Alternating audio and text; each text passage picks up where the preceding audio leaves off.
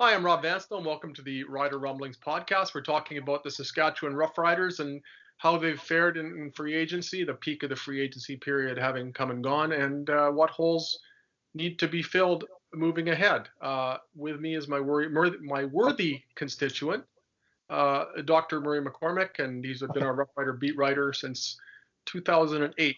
So I'm going to defer to his wisdom and age, and hopefully get a better handle on things myself. Mur, how off the start, how would you evaluate how the Rough Riders have fared so far?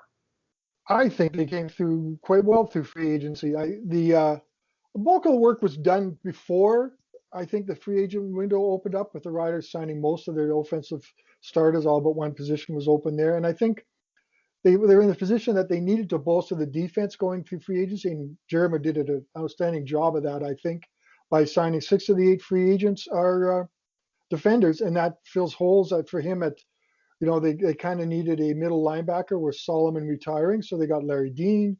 They bring back Micah Johnson, an impactful player to work in the defensive tackle.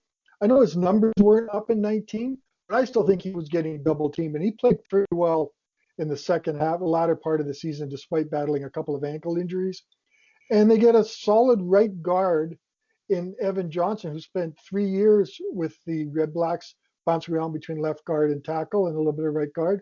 And it gives him versatility, and plus it gives him a veteran starter to fill the hole from Dakota Shepley. So, you kind of look at those three significant moves. Those are pretty big and dressed some pretty big holes. So now I know kudos to Jeremy O'Day and the Riders staff for focusing on the guys they wanted and getting them. And I think those three positions are going to have an impact going forward for the season. If it is a season, I guess. Larry Dean, I mean, Solomon Elimimian, first off, congratulations to him on an amazing career and an amazing guy, and being an amazing guy. But I mean, it's almost a parallel to signing Larry Dean. Signing Larry Dean is almost a parallel to signing Solomon Elimimian in Yeah. 2019, in that you're signing a linebacker with multiple All-Star recognitions, and who is 32, turning 33 during the season. So they're almost getting him at the same juncture. They're almost getting Larry Dean at the same juncture of his career Yeah. as Solomon Elimimian was when he came here. And that should allay any concerns about the middle linebacking. As far as who's going to flank that middle linebacker, I guess those are two big question marks. Yeah, well, Cameron Judge has reportedly worked out with the Las Vegas. Las Vegas Raiders today, and so that means he's going forward with his goal to be getting into the NFL, and good for him trying to do that. He's a great player, and he's got to do that. So there's an opening there, and then there's an opening at strong side still with Derek Moncrief being with the Los Angeles Rams. I think I'd be forgiven for mixing that up a little bit, but anyway, to find that spot. So they may have done that. The Herdman brothers, two twins that Erdman Reed. Herdman Reed, two twins Can't that have enough the Reed in Riderville. exactly. I know that's a cool part of it. The Herdman Reed brothers can play weak side linebacker, so they may be able to go keep the ratio the same with Canadians there, which is an interesting thought. Which is the kind of sounds like they're playing through free agency. And the strong side, there was a Lorenzo Jerome, a guy that could maybe play strong side or weak side. So they have, and they plus have a host of other names on the roster of guys that can step up and fill those holes. So I think those weak side linebackers still question, and they still don't have a place kicker on the roster, which with Brett Lowther becoming a free agent, and there really wasn't an opportunity to fill that through free agency. I think Justin Medlock was an option, maybe an expensive option, but he may retire or go back to the Blue Bombers. So the Riders have got to look through the draft to find someone, or maybe I don't know if you can even go neg list for the guys. Like, I don't hear many place pickers being on neg lists. So it looks like the draft will fill that hole. Or If you have to, you can find an American. That's the yeah, other thing. If you're really strapped, there's a lot of American place kickers out there. There's a huge market to tap. You have to take a bit of a bite, ratio wise, but that can be done, and it's not unprecedented for it to be done. You don't have to look strictly within Canadians or within the global draft. that's a good point. And maybe I the mean, they've global had draft the tears one one up punter, too, though. Eddie You Smith never was know. here. Eddie Johnson was an American punter here. Why not have Yeah. an American place kicker if that fills your void? Because that's a pretty valuable position. And we forgot to mention that John Ryan resigned, and that's pretty good for him. He was, I don't know if he was considering retiring, but I think he just wants to play in Regina again. Plus, he's got how much money have the Ryan family invested in Ryan jerseys last year for one season? So maybe give him the 2 seasons, if there is a season, to use to wear those jerseys again and maybe go out. You love to go out as a Grey Cup champion, and I think are the Riders in the mix? Yeah, I think they got to be in the mix with that offense and defense and all the moves. So it was a good free agency period for the Riders. It's so crazy. It's over almost by now. There's Yeah, just some. by about 11:15 on Tuesday, I was like, okay, is that all there is? That is, yeah. It happened quickly, but that's that free agent window. Yeah. And I guess CFL does something that was a great idea to maybe to make tampering legal and go ahead and have an idea of what's going to happen when the free agent window really opens, and boom, it was an exciting hour, and then it was over because all the You look at signings the were place all but kicking situation. I mean, Brett Lowther has yet to resign, obviously, and is checking out NFL options, but he's been doing that since late August. yeah. You would think if something was going to pop for him, it might have done so by now. And you also have to take into account which Brett Lowther are you getting if you're an NFL team or even the Rough Riders? Are you getting the 90% All-Star version of 2018, or are you getting the 2019 version who had the lowest accuracy rate of any regular place kicker in the league, 78%? He was the only kicker in the league below 80% that year.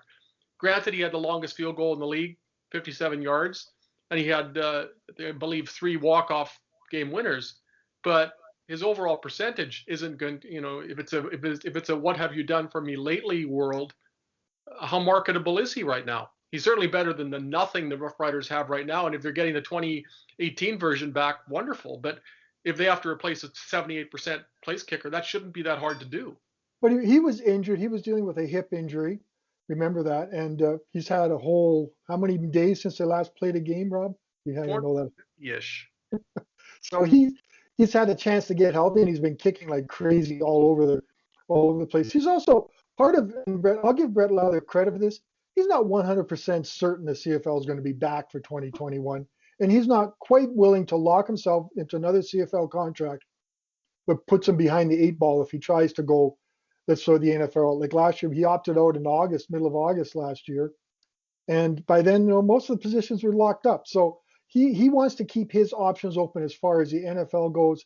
And by signing a CFL contract, he's locking himself in a position where he really can't do that again in 2021. So I'll give him credit. He's looked at all the pictures and all the things that can happen and come up with the best idea for him. And that's you got to give him credit. He's a smart guy, and it'd be kind of cool to see him get in there because it's such an amazing story to see a guy go from kicking all around the league to aligning with the Riders and maybe possibly kicking in the NFL. And you and I both remember there's some pretty weak kickers in the NFL this year, and you have to wonder why a guy doesn't get more of an opportunity Well, than Brett did. 78%. 78% Yep. is got a kicker cut in the National Football League. So Yeah. whatever the reasons are behind that. Who's going to rush the passer? Uh, well, I think it's a good opportunity for Chad Jeter is a guy I like to see step up. Freddie Bishop is another good one, and AC Leonard is another good one. Uh, But do they have a Charleston Hughes? They've got no, good. they don't. Do I they don't have a? think they do. That's what you need in this league. Yeah, you really need that. I think Wally Bronner once said you need a quarterback, a left tackle, and a rush end, and you can go on and win a lot of championships with them.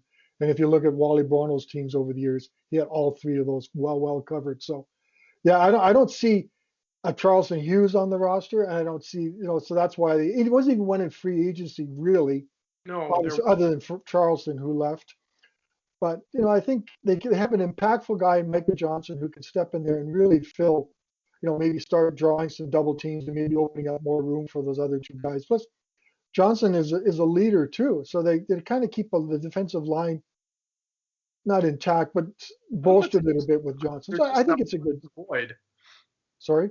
There's just that one void. And AC Leonard quietly had 9 Yeah. sacks in 2019. Was great in the playoff game against Winnipeg with 2 sacks, but I would think he's the number 1 candidate to take over as the guy. Yeah. But it's a different role when you are the one rush end that commands the most attention. So is he capable of elevating himself in the Rough Riders at that position? I think that would seem to be the best candidate to me. Yeah. And who knows what Chad Yeah, Jeter could do? Yeah, he only played half a dozen games, but maybe he can step up. Freddie Bishop has pretty well been, a right side guy, not as much, not having to be the guy. But when he played with Charleston back in 2015, I think he had 11 sacks. So that tells you what Charleston Hughes makes teams better, or other defenders better when he's on the field. So I think they're going to miss Charleston, but I think you just sort of adapt. You miss some great players and you move forward. And know, I think there's over 100 guys on the roster, and there's some pretty guys with big credentials, and they're really impressive credentials. Maybe they can step up and become the next Charleston Hughes, which is basically O'Day's job, is to find the next players, the future players, and for the immediate future. So okay, how about the ratio? How's that going to work? I like to think of the way the ratio is going to find is worked out, because it's you look on the offensive side of the ball. Let's say they can start Johnson, Clark, Labatt. They may have McGinnis and Linnaeus as I don't think they'll receivers, start two, possibly. though, will they? Hmm? I don't think they'll start two of them. You would think there'd be just Yeah, one. they think they would. But Linnaeus has supposedly dropped 30 pounds, so maybe he could be a wide guy, that wide Yeah, Canadian receiver. On the offensive side of the ball, you're going to get Shabar DeBeer, or or Beldevere. Cheval DeBeer, or Mac Henry It'll be a on the. left. It'll be a defensive tackle. That's a Yeah, Canadian. yeah. So there's six, and then maybe the weak side they can go Canadian, or even Jeremy brought up the idea they could go Canadian at the field side cornerback. With they have options in Eli Buka, and they drafted some guys too, and they signed some guys through free agency, so they do have options for Canadians. So I think their ratio is going to be fine. I don't think that's an issue with There this could be team. I two in think the defensive backfield, one linebacker, one defensive lineman, and then three offensive linemen and a Canadian receiver. That gives you eight. So you got the yeah, flexibility that you need. If somebody goes down, you don't have to blow everything up ratio wise. You think the magic number is eight. If you're just starting seven, you're really on a yeah, working without a net if somebody gets hurt. yeah. That's a big thing. And plus, we forgot about Mike Edom, what he does in the middle as a safety for the Riders. One of their first free agent re-signings, and you can't overlook what Mike can do for any secondary. So I think they're in good shape. Now, with the next questions is, one, is there going to be a season? And two, will there be a season? And maybe we'll throw the third one. Will there be a season? With those, I would think that's it's still, something they have to. If nothing else, I think they have to bite the bullet and pay for it themselves. Out of sight, out of mind it could be a very dangerous thing for this team. And if it means a truncated season, maybe not unlike the model that they were espousing late, last spring into late last summer, if they have to bite the bullet and just play, maybe that's the route they have to go. Maybe there's some other sources of revenue that they can tap. I don't think the federal government's going to be coming to their rescue, but that's not necessarily the be all and end all. They have to find a way to play. And yes. hopefully the if there is encouraging news about the vaccines, maybe by September, late August, September, there's a greater comfort level and a greater inoculation level that facilitates games with enough fans in the stands that maybe you can defray at least some of the enormous losses that would be incurred if you have to go it alone. Yeah, they lost money when they had fans in the stands, though, Rob. Remember Yeah, that? If they're not going to have fans in the stands and that stuff, how can they afford to lose more money? Like but if I don't, you don't play, you go if you're dark just 3 out of the years. equation for 2 years in a row, is that tantamount to just having folded? Yeah, and how do you tell these municipalities and cities that have chipped in to build these new stadiums and all these other things that are counting on this income that you're not going to play again? There's so much pressures on them to step forward. We got a beautiful stadium here that's empty. It's one of the nicest ice rink in the country, Yeah, but it's no kidding. it's still being unused. Not that it would be used for football now anyway, Mosaic but Stadium Oval, maybe we can call it. yeah, I know. I think there's a lot of stresses and pressure on Randy Ambrosi to see what he's going to do and to get him on the field. And I want them back on the field.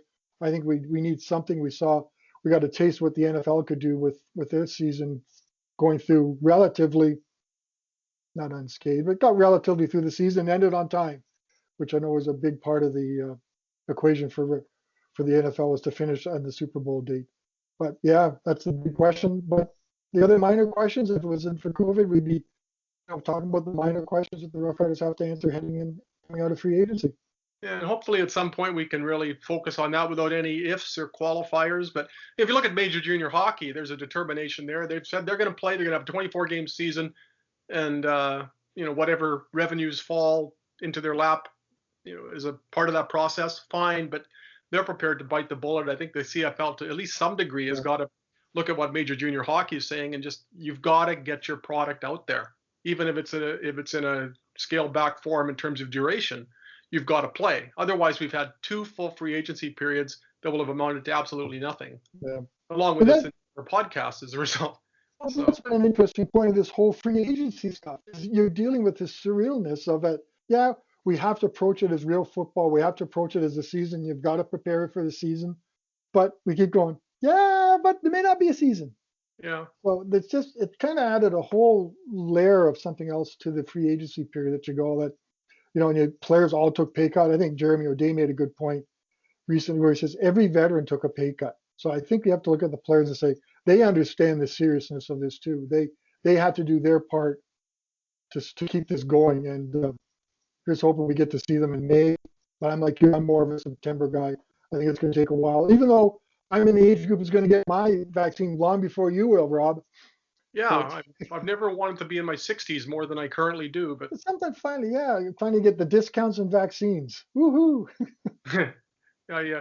I'm at the point now where they're just automatically giving me the seniors discount without asking. My wife Yeah. saw it on a bill the other day. She goes, "Hey, you got a seniors discount," and then I started saying things that conveyed my displeasure that it was just automatically awarded to me. Well, So that no wonder my RRSPs aren't in good shape. technically you are a senior because in some places it's 55 and over. Yeah, And that's where I it's, keep getting these seniors discounts for being over 55, well, but I don't maybe, want them. well, I'm too take it as you immature get to them. be a senior. Actually, we'll have to take a Sure. look at this. I haven't looked at the Riders roster in terms of use. Maybe they've gotten younger through this free agency world too, a little bit.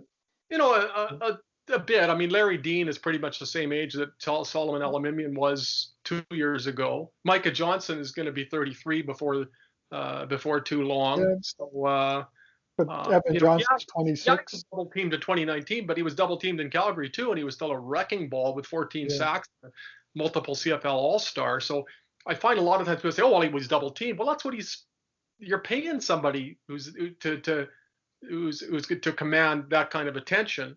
But even with that kind of attention, presumably there was more production, at least statistically, and I realize that can be deceiving, than there was in 2019.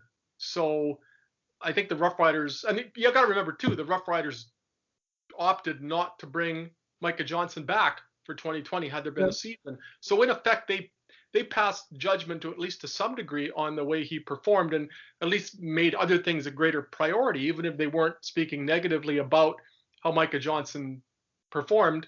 A year earlier, they were just willing to pay whatever it took to bring him here, and that resolve certainly wasn't there a year ago or 2 years ago. Pardon me. But O'Day said they had other priorities in signing free agents when Micah's name came up. But if So he's a maybe, wrecking ball like he was with yeah, Calgary, then he he's a just was. priority, and he wasn't. Yeah, yeah. So But just weird too. Like that's even funny when you look at these free agents and they realize, let's say this guy's like Larry Dean spent the season 2018 with Edmonton, but signed with Hamilton. So you have to shake out in your head. Oh yeah, he's right. He was a yeah, Hamilton guy, but he never played it. They never played it down I because know. I that's was trying to figure 2000. out the other day, do I run a picture of him as a tiger cat or an Eskimo? So, Yeah, I think and there's more Eskimo pictures of him than there are of him as a Tiger Cat. Like none of them are. James Franklin signed 2 contracts with the Rough Riders and has yet to play it down for them. Yeah, So, that's so weird. We talk about some of these James strange Franklin. things. It is one Anything of else you those. care to add, bro?